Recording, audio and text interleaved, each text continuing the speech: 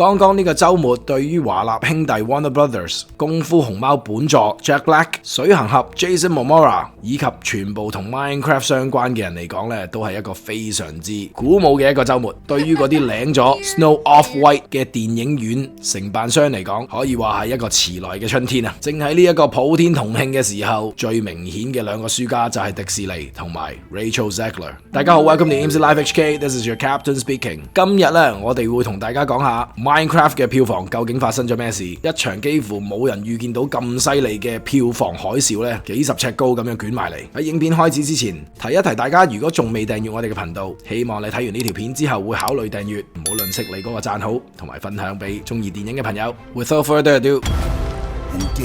一齊睇下 Minecraft 究竟嘅票房有幾堅呢？ Minecraft 票房成績可以話拯救咗整個低迷中嘅第一季票房。雖然都有唔少嘅專家咧一早咧都睇好呢一套電影嘅成績，更有專家估計咧首個週末嘅票房咧全球可能咧可以達到2億美元。但係結果呢套電影啊，單第一個週末啊就收咗3億美元，係史上票房最高嘅電子遊戲改編電影。根據 Hollywood Reporters 嘅報導 ，Warner Brothers 今次同傳奇影業聯手打造出嚟嘅 Minecraft 電影，以破紀錄嘅1.57億美元咧，美國首週票房，連同1.44億美元嘅海外票房，全球暫時收3.01億。呢一個票房成績大幅超越咗預期，更加超越咗喺2023年復活節檔期由 Universal Studio 同樣係 Jack Black 聲演嘅超級馬里奧兄弟電影1.46億美元嘅紀錄。作為一個成人啊，我可以咁講，除咗你屋企嗰一個青少年嘅仔可以預示到之外，呢個世界冇人會預料到啊 Minecraft 就係會喺第一個禮拜就已經成為史上票房最高嘅電子遊戲機改編電影。冇人會認為佢可以擊敗馬里奧兄弟，甚至連超音鼠或者名偵探 Pikachu， 大家都預料唔到佢可以超越佢哋。但係世事往往就係咁，呢一套電影橫空咁出世，對於電影界嘅從業員嚟講，簡直係天降甘霖。佢哋太需要呢一個咁嘅票房啦。咁究竟今次成本相對比較低嘅 Minecraft 究竟做啱咗啲乜嘢，而迪士尼完全做唔到呢？應該就係對準咗電影嘅 target audience， 以及捕捉到佢哋嘅消費模式同埋心態。但呢一個奇蹟係點樣做到嘅呢？對準目標，擊中目標受眾 ，right on target。Minecraft 作為全世界最暢銷嘅電子遊戲之一，擁有廣泛嘅玩家 fan base， 涵蓋咗兒童、青少年同埋成人嘅玩家，呢種跨世代嘅吸引力啊，令到電影成為各年齡層 fans 都一定要睇呢一套戲。好多兒童同埋青少年咧，都喺 Minecraft 嘅陪伴下成長，將佢搬到去大銀幕裏邊咧，會令到佢哋感到興奮。電影裏邊嘅幽默啦、inside jokes 啦、節奏啦、動畫嘅風格咧，都迎合晒年輕觀眾嘅喜好。再加上咧，同呢個 Frozen 同埋 Super Mario Brothers 一樣，小朋友對佢哋中意嘅電影咧，係會不斷咁重複去睇嘅，所以咧一定會拉埋家長入場，而咧着重家庭觀念嘅觀眾咧，佢哋正面嘅口碑咧，更加會推進咗票房嘅持續增長。話唔定佢哋同爸爸媽媽睇完一次，再同朋友再睇多次，咁樣票房唔屈機就難啦。而迪士尼咧喺同期咧推出咗2部失敗嘅作品，無獨有偶地都係一啲 wokeness 嘅產品，就好似 Captain African America同埋 Snow Off-White 呢啲電影冇辦法吸引到成人觀眾之餘，小朋友對佢嘅興趣亦都唔大，搞到冇人咧願意去揞荷包去睇呢啲電影。但係 Minecraft 今次嘅成功就好似教緊迪士尼要做啲乜嘢先至可以爭取到票房。但係其實 Minecraft 起初第一個 trailer 都令人相當擔心，更以 1.6 個 million 嘅 dislike 贏咗同樣都係大獲劣評嘅白雪公主 trailer。但係究竟佢係點樣可以起死回生嘅呢？聽取意見，吸取教訓。Listen to the public and learn from their own mistakes。大概係7個月前， Minecraft 首次推出電影嘅先導 trailer， 當時嘅 trailer 只有約1分鐘嘅時間，可能由於唔想劇透嘅緣故，預告片大部分嘅時間咧都係展示咗仍然相當粗疏嘅初剪版嘅畫面，同埋嗰啲咧係大叔先至講得出嚟嘅冷笑話，而且剪接嘅節奏相當古怪。預告片俾人一種咧睇唔晒嘅感覺，咁樣嚟做宣傳，簡直同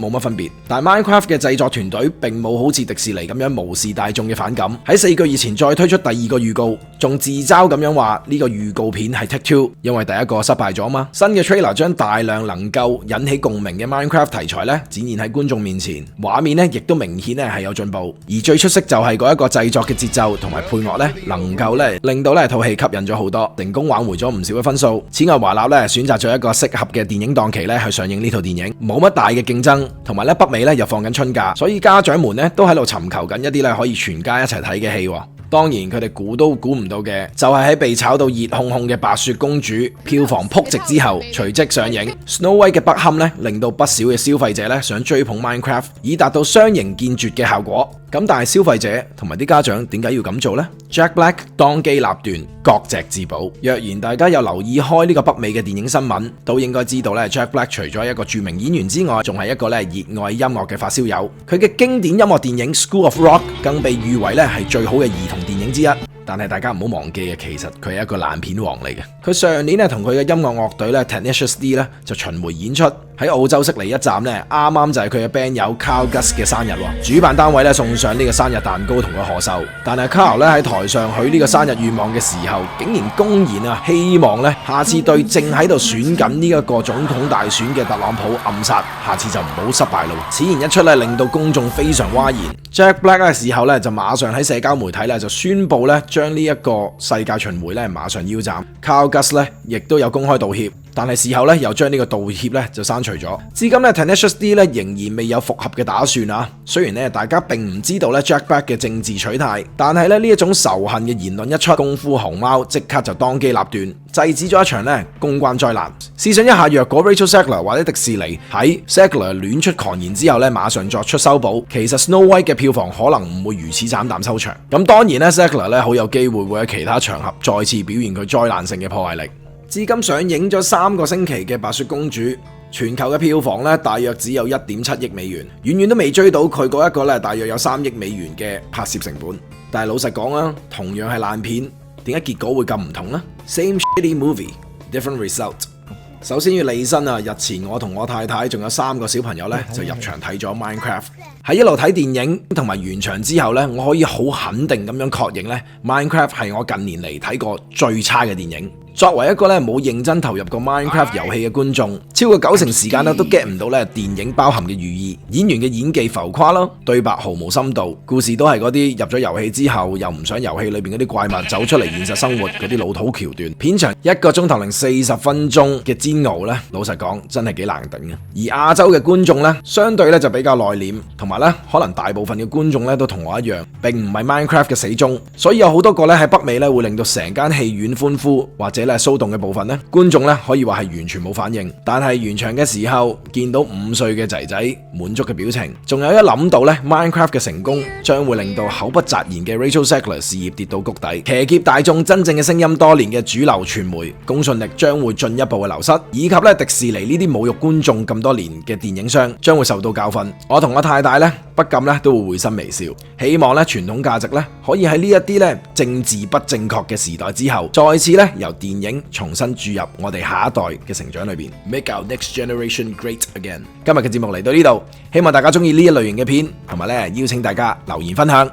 祝福大家耶穌愛你哋，我哋下次再同大家見面啦，拜拜。